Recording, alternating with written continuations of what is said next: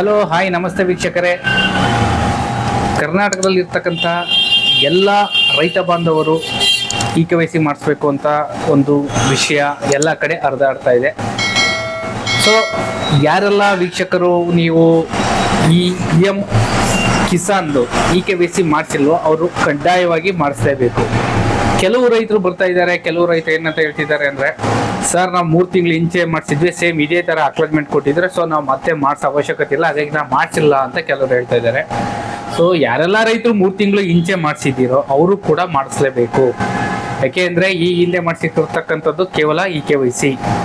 ಆದರೆ ಈಗ ಇದು ಸೆಂಟ್ರಲ್ ಗೌರ್ಮೆಂಟಿಗೆ ಮರ್ಜ್ ಆಗ್ತಕ್ಕಂಥದ್ದು. ಈ KYCಯಲ್ಲಿ ಫಾರ್ಮರ್ ಕನ್ಸೆಂಟ್ ಅಂತ ಒಂದು, ಲ್ಯಾಂಡ್ ಡಿಕ್ಲರೇಷನ್ ಅಂತ ಒಂದು, ಮತ್ತು KYC ಅಂತ ಈ ಥರ 3 ಸ್ಟೆಪ್ಪಲ್ಲಿ ಇದನ್ನು ಮಾಡಲಾಗ್ತದೆ. ಸೊ ಮೊದಲನೇ 2 ಸ್ಟೆಪ್ಪಲ್ಲಿ KYCಗೆ 6 ನಂಬರಿನ ಒಂದು OTP ಬರುತ್ತೆ. ಫಾರ್ಮರ್ ಕನ್ಸೆಂಟಿಗೂ ಕೂಡ 6 ಅಂಕಿಯ ಒಂದು OTP ಬರುತ್ತೆ.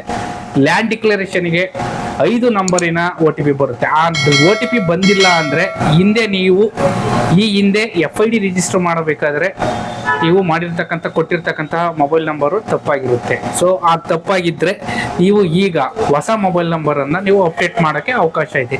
ಸೊ ಅಪ್ಡೇಟ್ ಮಾಡಿದ ನಂತರ ನೀವು ಲ್ಯಾಂಡ್ ಡಿಕ್ಲರೇಷನ್ನ ಕೊಟ್ಟಾಗ ಅದು ಸಕ್ಸಸ್ ಆಗುತ್ತೆ. ಸೊ ಯಾರೆಲ್ಲ ವೀಕ್ಷಕರು ನೀವು KYC ಮಾಡಿಸಿಲ್ವೋ ಖಂಡಿತ ಈಗಲೂ ಕೂಡ ಅವಕಾಶ ಇದೆ. ಲಾಸ್ಟ್ ಡೇಟ್ ಅಂತ ಹೇಳಿದ್ರು, ಅದಾಗಿಯೂ ಕೂಡ ಇನ್ನೂ ಅವಕಾಶ ಕೊಟ್ಟಿದ್ದಾರೆ. ಯಾರೆಲ್ಲ ಮಾಡಿಸ್ಬೇಕು ಅಂತಿದ್ದೀರೋ ಮೊದಲು ನಿಮ್ಮ ಹತ್ತಿರದ ಗ್ರಾಮ ಒನ್ ಕೇಂದ್ರಕ್ಕೆ ಹೋಗಿ ಅಥವಾ ಕರ್ನಾಟಕ ಒನ್ಗೆ ಹೋಗಿ ನೀವು KYCಯನ್ನು ಮಾಡಿಸಿ. ಮತ್ತು ಈಗ ನಿನ್ನೆ 13ನೇ ತಾರೀಕು 13/3/2026ನೇ ತಾರೀಕು PM ಕಿಸಾನ್ ಯೋಜನೆ ಅಡಿ ಕೆಲವರಿಗೆಲ್ಲ ದುಡ್ಡು ಬಿದ್ದಿದೆ. ಸೊ ನೋಡ್ಬೋದು, ಯಾರಿಗಾದ್ರೂ ದುಡ್ಡು ಬಿದ್ದಿಲ್ಲ ಅಂದರೆ ನೀವು ಮೊದಲೋಗಿ KYC ಮಾಡಿಸಿ ಅಂತ ಹೇಳ್ತಾರೆ. ಮತ್ತೊಂದು ಮುಖ್ಯವಾದ ವಿಚಾರ ಏನಪ್ಪಾ ಅಂದ್ರೆ, ಆರೋಗ್ಯಕ್ಕೆ ಸಂಬಂಧಿಸಿದಂತೆ. ಅಂದ್ರೆ ಯಾರಿಗೆ ಆಪರೇಷನ್ ಮಾಡಿಸ್ಬೇಕಾಗಿರುತ್ತೆ, 6 ಲಕ್ಷ 7 ಲಕ್ಷ ಕೇಳ್ತಾರೆ, ದುಡ್ಡು ಎಲ್ಲಿಂದ ಒದಗಿಸಲ್ಪ ಅಂತ ಕೆಲವರು ಯೋಚನೆ ಮಾಡ್ತಾ ಇರ್ತಾರೆ.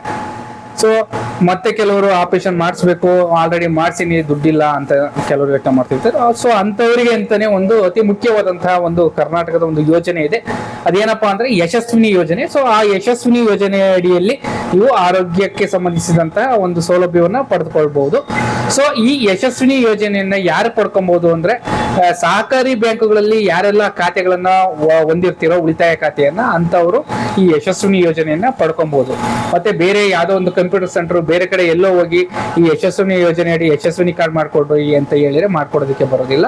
ಸೊ ಈಗ ಕಾಲಾವಕಾಶ ಇದೆ ನಿಮಗೆ. ಯಾರೆಲ್ಲ ನೀವು ಯಶಸ್ವಿನಿ ಯೋಜನೆಯನ್ನ ಪಡ್ಕೊಬೇಕು ಅಂತಿದ್ದೀರೋ ಅಂತವರು ಮೊದಲು ನಿಮ್ಮ ಊರಲ್ಲಿ ಅಥವಾ ನಿಮ್ಮ ಹತ್ತಿರ ಇರ್ತಕ್ಕಂಥ ಸಹಕಾರಿ ಬ್ಯಾಂಕುಗಳಲ್ಲಿ ಹೋಗಿ ಒಂದು ರೇಷನ್ ಕಾರ್ಡು ಮತ್ತೆ ನಿಮ್ಮ ಮನೆ ಅಂದ್ರೆ ಮೆಂಬರ್ಸ್ಗಳು ಯಾರೆಲ್ಲ ಸದಸ್ಯರುಗಳು ಇದ್ದೀರೋ ಅವರೆಲ್ಲ ಆಧಾರ್ ಕಾರ್ಡ್ಗಳನ್ನ ತೆಗೆದುಕೊಂಡು ಹೋದ್ರೆ ನೀವು ಯಶಸ್ವಿನಿ ಕಾರ್ಡ್ ಅನ್ನ ಮಾಡಿಸ್ಕೊಬಹುದು. ಮುಖ್ಯವಾಗಿ ಏನಪ್ಪಾ ಅಂದ್ರೆ, ನೀವು ಮೊದಲು ಖಾತೆಯನ್ನ ಹೊಂದಿರಬೇಕು. ಸಹಕಾರಿ ಬ್ಯಾಂಕ್ ಅಲ್ಲಿ ಖಾತೆಯನ್ನ ಒಳಗೊಂಡಿದ್ರೆ ಈ ಯಶಸ್ವಿನಿ ಯೋಜನೆ ಅಡಿ ನೀವು ಸೌಲಭ್ಯವನ್ನ ಪಡಿಬಹುದು. ಸೊ ವೀಕ್ಷಕರೇ, ಯಾರೆಲ್ಲ ಈ ವಿಡಿಯೋವನ್ನ ನೋಡ್ತಿದ್ದೀರೋ ನಿಮ್ಮ ಸ್ನೇಹಿತರಿರ್ಬೋದು, ನಿಮ್ಮ ಬಂಧುಗಳಿರ್ಬೋದು, ನಿಮ್ಮ ಮಿತ್ರರಿರ್ಬೋದು, ಯಾರೇ ಇರಲಿ ಅವರಿಗೆ ಹೇಳಿ ಯಶಸ್ವಿನಿ ಕಾರ್ಡ್ ಮಾಡ್ಕೊಡ್ತಾ ಇದ್ದಾರೆ, ಹೋಗಿ ಮಾಡಿಸ್ಕೊಳ್ಳಿ ಅಂತ. ಯಾಕೆಂದ್ರೆ ನಮ್ಮ ಮನೆಯಿಂದ ನಾವೇನು ಕೊಡೋದಿಲ್ಲ 5 ಲಕ್ಷನ. ಅವ್ರಿಗೇನು ಒಂದೇ ಒಂದು ಏನಪ್ಪಾ ಅಂದ್ರೆ ಮಾಹಿತಿಯನ್ನ ಕೊಡ್ತೀವಿ ಅಷ್ಟೇ.